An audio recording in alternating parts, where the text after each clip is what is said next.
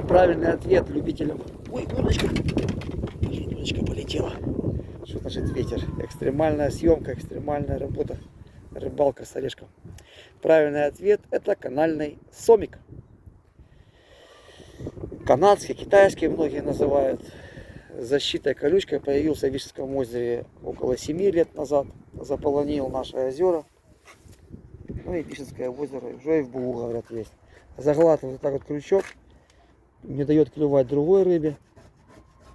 Но кушать можно, съедобный. Мясистый, жирный. И жарить, и таранька. Ну, правда, слизь у него есть. Вот тоже такая. То есть защищенная рыба. И будем посмотреть о развитии дальше. Итак, благодарю за участие. Играйте, выигрывайте. Следующие конкурсы попереду. Попереду. Чава какао.